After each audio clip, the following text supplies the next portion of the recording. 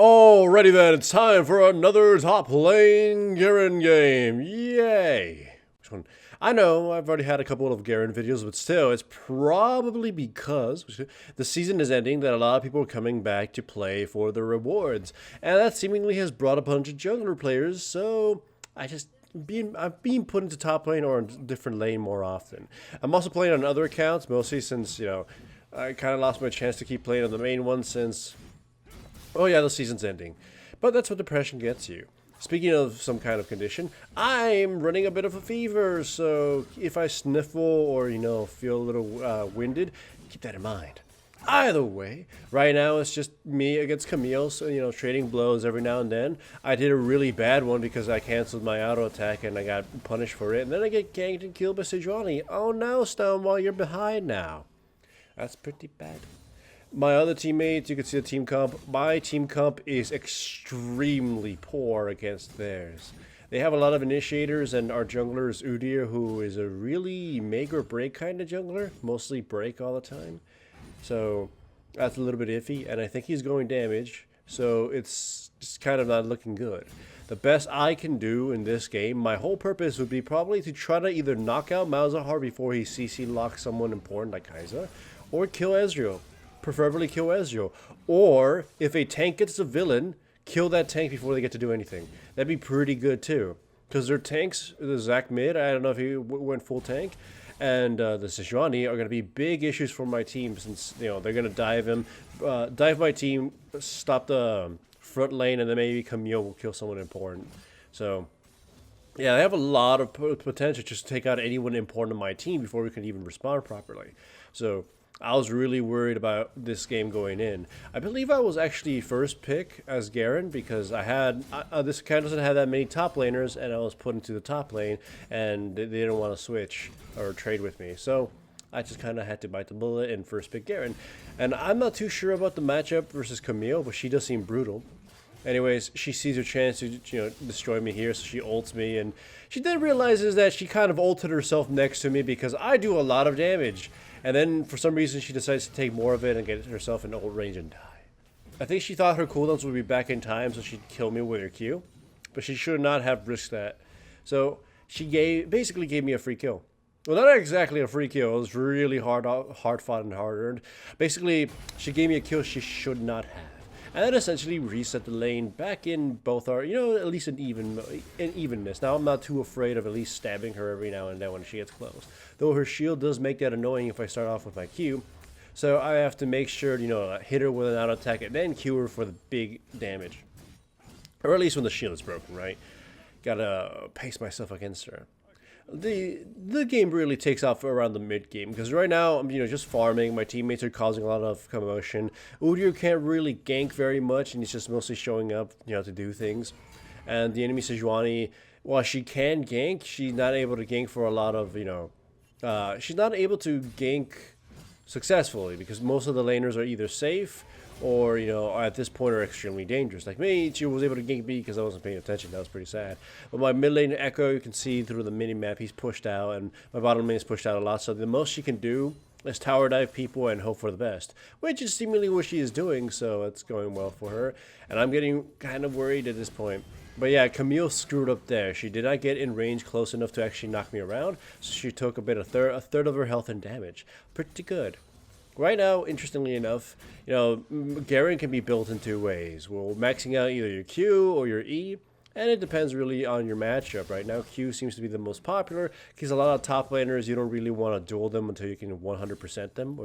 So your Q allows you to hit them really hard, back away, heal your lives, and just kind of, play a little bit defensive as Garen. Though if you want to be really pushy, or if your opponent is someone like a Nasus that you just kind of want to grind down, then spin to win is probably the way to go. Hit them with the Q, spin on them, they can't really fight back, and then just destroy them. So yeah. And I know there's also some really interesting builds for Garen. I think the triple rejuvenation bead was being taken to deal with casters and whatnot, but Doran's shield is still the go-to for dealing with physical champions. The things I have to talk about when top lane is a little dull. But once again, the Camille messes up her E or whatever that skill that one is, and she gets chunked for quite a bit. Although I took a ton of damage from the minions and from Camille, so it's pretty bad. But thankfully, I'm Garen, and I just kind of, take a breather and basically heal for near full. She is away from her minions, so I chunk her down as much as I can. Do very little damage, actually, because at this point she has a Ninja Tabi and a Phage, and she's pretty mildly tanky considering, what items I have to try to counteract her. But she gets a little too close, and then I get to ult her for my rank 2, which does a crap ton more damage than rank 1, so she got annihilated. And it was because she slipped up and because my huge Q chunked her and I was able to time my E and my auto attacks properly. So hooray. Essentially that gives me the tower and now I'm able to mostly roam. Go back, buy my Black Cleaver, buy Mercury Treads, considering who I'm fighting. And they're always debating what kind of item I should have gone. Starrock's Gauge, or should I go for Ghost of Damage? But I decided to go Dead Man's Plate. Be something actually defensive because I need to survive. I need to be able to jump on top of somebody, deal a ton of damage, and hopefully kill them with my ultimate and survive to run around and cause this distraction. And this is the only way I'll be able to do it. Or at least, have enough damage to kill somebody in one big old combo blow, though it makes me extremely reliant on getting my full combo uninterrupted. And, be tanky enough to survive to just throw out my Q and my fat body around. But anyways, the enemy team, you can see, they're extremely tanky and they're extremely dangerous. And it's just kind of even hard to get close to them. So at this point of the game, I'm trying to debate, we can't fight them straight out. A straight out sluggish fight is bad. We can only hope for them to make a lot of mistakes, which they seemingly are because they don't have that communication to be going in. They have two strong initiators, but they're debating as to how they approach this. They also have Malzahar, by the way, who the threat of his ultimate is extremely dangerous. And right now I'm just roaming about, or I'm going to start roaming about, going back to the top lane, clearing some other stuff, and hopefully hoping that my team wouldn't get themselves killed, but they immediately start a sort of fight and get destroyed. Yay. So yeah, look at their team comp. All right, I'm gonna sort of just reface it again. Sejuani and Zac for the front line, Malzahar for the middle, mostly gonna be used as an ult bot, Camille to probably assassinate somebody important, which will likely be Kai'Sa. And here, by the way, this is me getting extremely greedy. I thought I'd be able to knock her out and then run away, but nah, I got myself trapped and killed. It was pretty embarrassing. And then they have Ezreal for the pokes. And so I didn't know if he was going blue build yet, but if he did, or I was thinking while in game, if he goes blue build, oh my god, we wouldn't be able to do anything at that point. The damage wouldn't be as high, but still. Here, this fight, as you can see, is just pretty grim. I mean, I'm dead, and even if I was here, I don't know what I'd be able to do unless I'd be able to sneak a kill against the Ezreal. But my team basically gets chunked down and annihilated. Or at least two people die without very little effort from the enemy team. I mean, they burn alive eventually, but yes, no.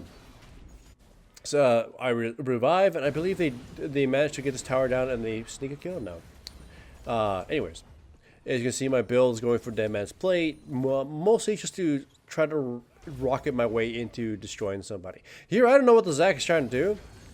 He just sort of allowed me to kill him, and then you can't see in our chat, but he said, lol, you wasted your ultimate, but I couldn't trust that he wouldn't flash or do something silly. Anyways, yes, Echo gets a pretty good W, and we are able to pick off the Camille really easy peasy. And then the rest of the enemy team are sort of just hanging about because they're thinking we're not that threatening. But I go in there, spin on two of them, deal a lot of damage. It's just one spin, and remember the spin. I don't have a lot of damage items, and that was quite a lot of damage from the spin itself on two characters. One was a villain, and that also put the Sejuani in a really bad position where she couldn't really retreat because I would trap her and kill her, and then I ended up getting her killed by the rest of my team. So that's a pretty good turnabout. At least, gives the team hope because they were kind of getting hopeless at this point. I go back to top lane to sort of duel it out with Camille and farm a bit more. And I believe my mid lane is going to get themselves into a little fight because you can see the minimap right there, Udyr running about, provoking them a little bit. But you don't do that against heavy-ass initiators, so either way, you can see, I didn't pan it out in the replay immediately, but team fight occurred where Malzahar caught the Kai'Sa and got her killed, and then it just sort of everyone spread about and got themselves destroyed. Only Echo survived, and that, just sort of watch what I'm waiting for here. I'm going to slow down the replay a little bit so you can see the vision of the enemy team. They cannot see me from this angle, and I thought, if I put myself a little bit more forward, it might reveal me. and I'm waiting for the Ezreal to get close enough to destroy him because the rest of the enemy team do not have the resources to bring me down. So I go in and immediately ult him, Q, immediately ult him, and then spin. Since that transfer will likely have transferred the villain to somebody else, I would have probably been able to deal a ton of damage, bringing down Camille and then bringing down Malzahar to boot. That was a pretty good turnabout. I felt that if Ezreal survived, if I didn't kill Ezreal, he would have just chunked me down as the enemy team controlled me and, killed the Echo too as well. So that was an important turnabout. And it allowed us to protect the tower and bring basically morale up again, except, when my teammates go off and, die again, but whatever. I'm off again by my lonesome, top lane, pushing, trying to get some advantage, trying to draw them to me, and then for some reason they go for Garen. I don't know why. I know that, so they have a sort of advantage right now, but I hit Ezreal with a Q, Echo picks him off, the villain transfers over, deal a crap load of damage to the Camille with my ultimate, and then we destroy the Sejuani. It's like, damn, that was such a daring and honestly stupid Baron that it got them destroyed. Essentially now the amount of power on top of me and the Echo is extreme.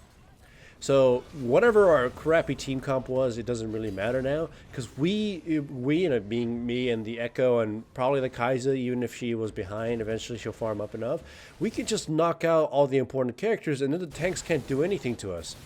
Like in this case, the fight is a little sluggish from all around, but you can see the power is starting to shift towards my team side because of how strong the Echo is now and how much him being so strong and him being so strong and survivable means that the rest of my team gets ignored and they can just run about and do some kind of shenanigans. Udyr essentially gets to just become a stun bot and I get punished for it. And also though, I gotta point out, him going damage Udyr is pretty bad. Anyways, for some reason Sejuani came back and I immediately ult her, and as a result of them sort of being baited back in by Sejuani, I managed to kill Zac and then Camille as well. That was extremely bad decision making. But oh man, I was super panicky throughout this entire game because, again, team comps are extremely bad. Or at least, extremely bad against me. My team comp is really bad, and theirs is a really bad one for this comp to face, essentially. So I was really worried, but thankfully, Echo and I working together, and the enemy team getting extremely, cocky, got them all destroyed. Same here, the Zac, for some reason, was farming by himself. The Echo alone would have chunked him if he stuck around too long, but me just showing up was, a nail in the coffin. Essentially, the enemy team is showing extreme examples that just don't have the communication, and they're working against each other. And here's what I mean, by the way. At this point, this build of mine is glorious. I have the damage to do quite a bit of damage, and even if they focus me for a lot of power, I basically get tickled. I have the Sterak's Gauge now just so I could annihilate people. I forgot what my next Giants build was going. I think it was either Warmog's Armor or Randuin's Omen. And if it was Randuin's Omen, the general idea is to slow them down, so for me to catch them or for them to just sort of force them to disperse a little bit if they try to go against my team. Or I think if it was Warmog's, it's just mostly just to be more of a jerk to them, be even harder to kill as I already am. So yeah. Anyways, for some reason they ignore the fact that, I just kind of looped about. I grabbed the Malzahar and they all turn around while my team kind of backed away. And look at how much punishment I take. I kill the Malzahar and I burn my summoner spell, and that's kind of not worth it because it's support for a big daddy top laner. The enemy team sees this chance to try to attack mine, and then they'll probably go for Baron after. But they leave the Ezreal so wide open. The Kaiser and the Udyr easily pick him off. And now that Ezreal's dead, the enemy team has no actual threats, and they just force him away. And with that, it's pretty much the Baron is captured. Zac, for some reason, goes into this suicide dive, which likely wouldn't really accomplish much. And maybe he got close to killing the Udyr, but he still died anyways. Yeah, just if anything, this game is an incredible example that even if your team comp is extremely bad, I hate to say, you could just wait for the enemy team to be really, stupid and make a lot of ridiculous mistakes. Although it is also an example that hopefully, if that's the case, you played a strong champion that can really punish the enemy team, because sure enough, if the enemy team plays really stupid, but you played something really weak or something that doesn't really make any, proactive impact, then you're not going to accomplish anything or take advantage of the fact that they're being goofy. So yeah, thankfully, it's really great that I went Garen because the enemy team basically threw this game onto our laps and allowed us to just kind of roll over them. Again, if both teams were playing adequately or like at the same level, I'm pretty sure the enemy team would have had the bigger advantage. Maybe Kaiser popping off might have, turned something around, but they had a lot of control and their early mid game would have been super deadly. But no, they kind of fudged it up. And right now, I'm trying to end this game, but everyone's going for team fights or, getting a little tower divey and a little murdery. And still, though, the enemy team doesn't really have enough damage to knock me out or the Echo. So the second I decide to stop going for the towers, let's just sort of grind through people down. But look at me go, chopping the towers while everyone just fights. I just want to end this. I want to go and play something else because I don't like this. But that was one stressful game. But it was pretty fun turning around as Big Daddy Garen. Hooray. And if you liked this video, remember to give it a like. And if you aren't subscribed, make sure to subscribe. And if you are subscribed, make sure to hit the little bell up there somewhere so you actually get notifications to my videos because YouTube and stuff.